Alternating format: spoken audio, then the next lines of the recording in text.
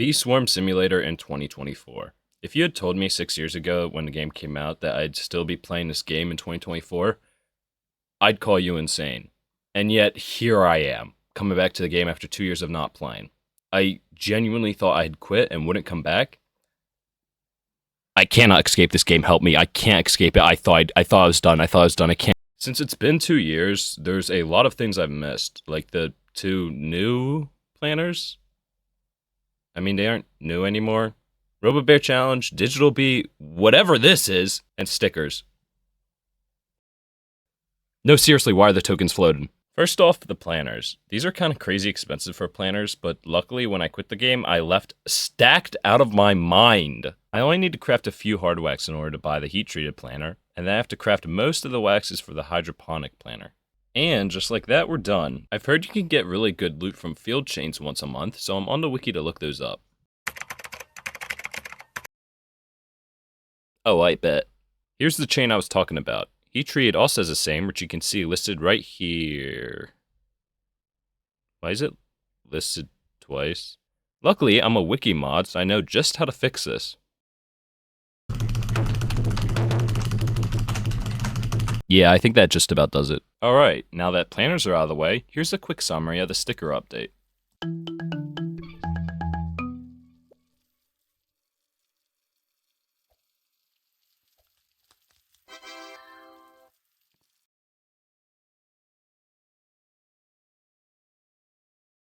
Find cool rare sticker. Stack it for buffs because I'm a degenerate who really needs that plus 10% colorless bee conversion.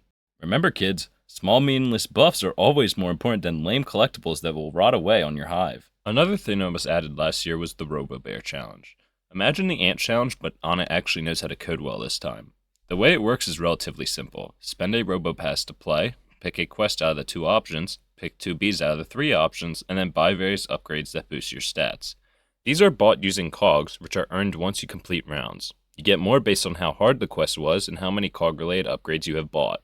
Every 5 rounds you get a new amulet type, with the challenge ending after beating round 25, which, fun fact, requires around 1 trillion pollen. So, good luck with that. This is easily one of the hardest skill-related achievements you could complete in the game. You could have a fully optimized level 20 hive and still not be able to beat round 25 if you aren't good enough. You would think after getting a good amulet, the challenge would be relatively useless, but Onnit's learned from the Ant Challenge. No, but real talk, does anybody even do the Ant Challenge anymore? Is there any point to even doing it?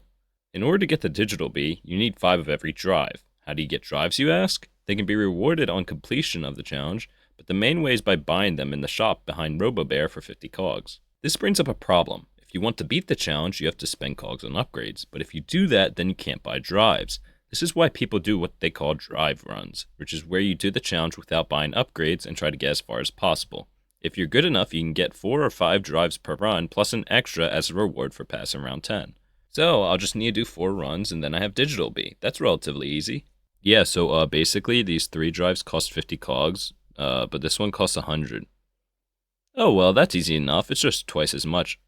Oh, and also, it takes 5 of the 3 other drives to craft. Oh.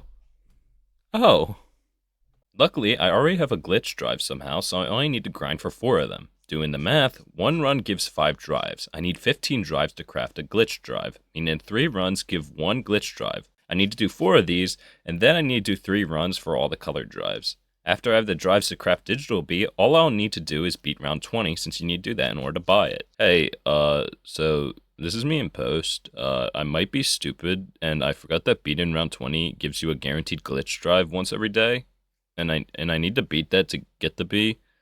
So technically, I only need to grind for 3 glitch drives, and then I would beat the challenge at round 20 and get an extra 1 as a guaranteed reward. But instead, I got 4, and then I beat it, and I got an extra 1, but it doesn't go past the limit of 5, so I kind of wasted it. I'm cooked. So now we have Digital Bee, which is cool, I guess, but I actually have little to no clue as to what it does, so I have to do some reading on its abilities to figure out why people say it's so broken. Yeah, no, they're right. I'll try to summarize why it's so good, but this is going to take a hot minute. Digital Bee's main ability is that it corrupts fields you're in, allowing you to collect glitch tokens. These are the floating tokens I mentioned earlier, and they're basically just duped ability tokens. They collect more than normal abilities, and they also instantly convert more pollen. While the field is corrupted with 10% corruption, which is the base number, the chance for these dupe tokens is 12%. You might have noticed I said the base number. This is where drives come into play again, because they're not just used for buying digital bee, but also used for arguably the worst grind Onnit has ever added to Bee Swarm. Imagine Tabby Bee's Tabby Love feature, but on steroids. When drives are used, they buff digital bee. Using different drives buff different stats, but these buffs are extremely small. In order to max out the bee, you need to use 500 of each of the 4 types of drives. At max drives, white drives buff its gather amount by plus 125, red drives buff its attack by plus 15, blue drives buff its convert amount by plus 1000, and glitch drives buff its ability rate by plus 25%. Alone, these buffs seem kinda negligible, but the drives also buff the bee's corruption ability depending on the field you're in and the type of drives you've used. More corruption is important because it increases the chance for abilities to be duped, and also buffs the pollen and instant conversion from them. As a reference point, having 500 white drives buffs your field corruption from 10% all the way up to 40% in Spider Field, an all-white field.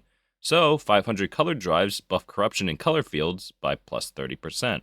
Glitch drives also buff field corruption, but instead of buffing it for specific flower types, it buffs it for all flowers. At max glitch drives, your now 40% corruption will increase to 60%, a 20% increase. Not only do drives buff the bee's stats and corruption, but it also buffs some other abilities. First off, its Mind Hack ability. This freezes mobs and makes them take 25% more damage. Alone, it's kinda busted, but with 500 glitch drives, the percent of extra damage they take will go up by 75%, which makes it very, very, very good for attacking. Last but not least, the ability that makes digital broken, smiley tokens. This isn't a physical ability token that digital spawns, it's instead randomly spawned as a glitch token.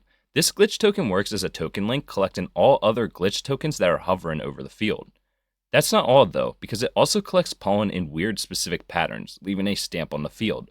These darkened flowers buff pollen collection by 2 times for 10 seconds. The amount of pollen this ability collects is equal to half of Digital Bee's gather amount.